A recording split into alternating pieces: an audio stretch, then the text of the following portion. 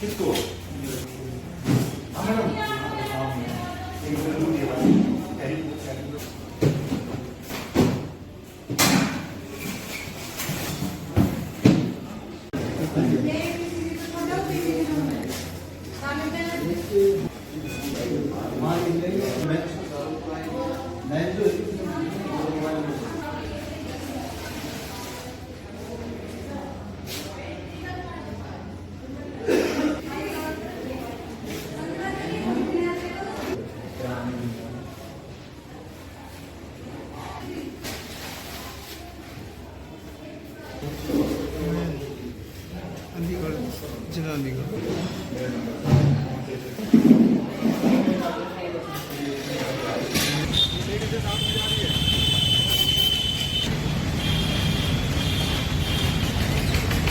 कुमार।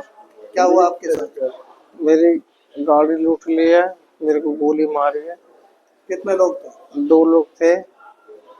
दिल्ली से, पुरानी Delhi railway station से जयपुर जा रहा था मैं।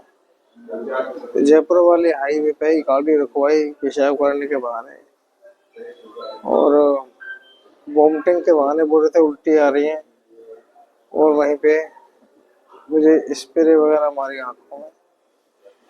फिर वहीं पे मैंने जबरदस्ती निकलने की गाड़ी में से कोशिश की और मेरे पैर में गोली मार दी। फिर मुझे 3-4 घंटे तक इधर से इधर घुमाते रहे। मैंने कहा भाई मुझे तो कम से कम छोड़ दो, किसी पेट्रोल पंप पे या किसी रास्ते पे चलते फिरते किसी से मदद ले लूंगा मैं। फिर बोले भाई हॉस्टेज बना रखा, तुझे पहले अपना काम करने दे, उसके बाद छोड़ेंगे। फिर उनके पास बड़े बड़े 2 बैग थे, और दोनों बैग उन्होंने एक सुनसान जगह पे निकाले, पता नहीं उसमें क्या था क्या नहीं है। कितने लोग थे? 2 लोग।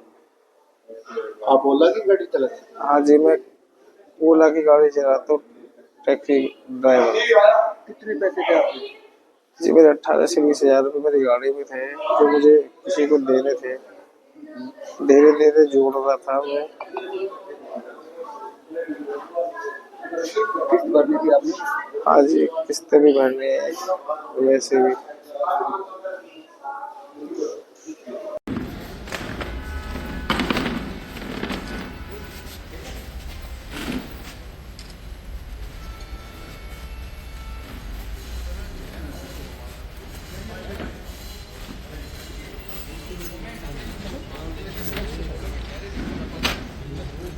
सर अभी नहीं करने भी, इसको सर 1 मिनट हटा दो, इसको बाद में कर लेंगे सर। 1 मिनट प्लीज, एक बार बाइक कर लेंगे अंदर है।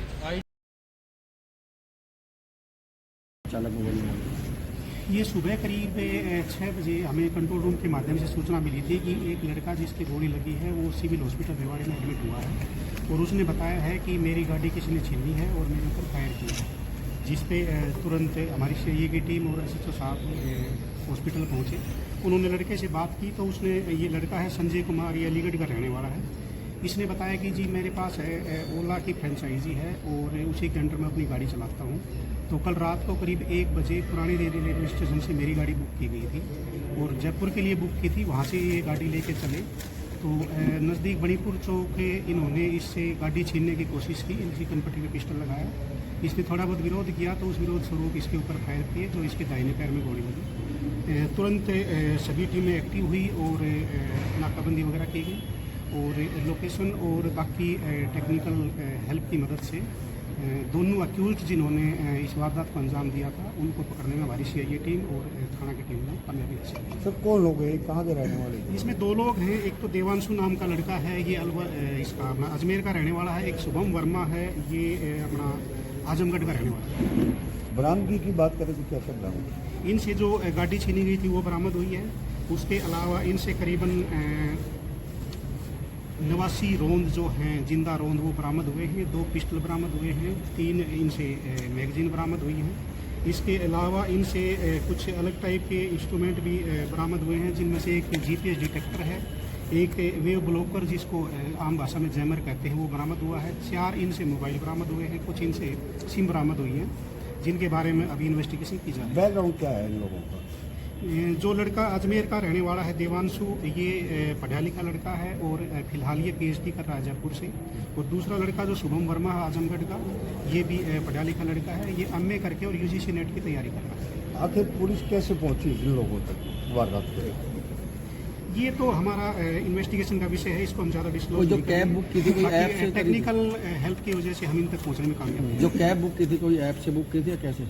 नहीं, एग्जाम्पल इन्होंने कौन से क्या इसका पहले का कोई बैकग्राउंड है, किस वजह से इन्होंने ये वारदात को अंजाम दिया? देखो अभी तो है ना, हमें इनको राउंड अप ही किया है। अभी इस बारे में क्या इनका एम था, किस लिए गाड़ी लूटी थी, क्या इन्होंने करना था, पहले का कोई बैकग्राउंड है या नहीं है, उसके बारे में अभी गहनता से जांच दो की बड़े जाएगी। मोरों की भी बात आ रही थी, जो घायल था वो कह रहे थे कि 2 बड़े मोरे थे, सुनसान जगह पे उन्होंने उतारा है, इस तरह का भी बात वो बयान में कह रहा था। क्या वो सामने आया कुछ? नहीं, बैग जो इसके पास था, बोरे नहीं थे, बैग था जी। जिसमें इसका जो ये देवांशु है इसका कुछ सामान और कपड़े थे। बाकी इस तरह की कोई बात हमारे संज्ञान में नहीं है। और अभी गहनता से पूछताछ और इन्वेस्टिगेशन की जाएगी, इनका पुलिस रिमांड भी लिया जाएगा।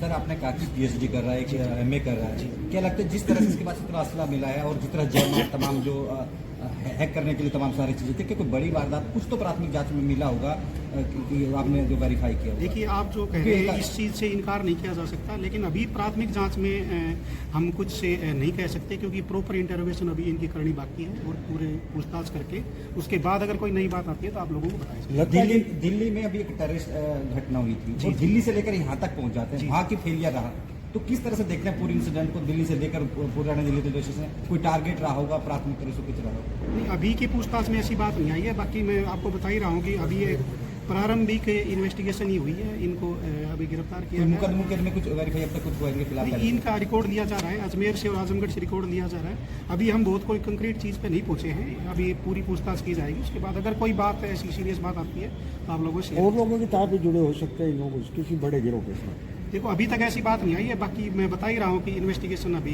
प्रॉपर की जाएगी। एक ये जब इसने वहाँ पे वो जो पेशेंट था जहाँ से उसने फेंका जिसको गोली मार के, उससे पूछा कि क्या आप वहाँ पर अस्पताल पहुँच गए, कि एक मानवता इनके साथ, हालांकि अपराधी है, मानवता तो क्या दिखाई, ये क्या था इनका, ये जिस तरह से फ़ोन करके उन्होंने पूछा उससे कि आप हॉस्पिटल पहुँच गए क्या?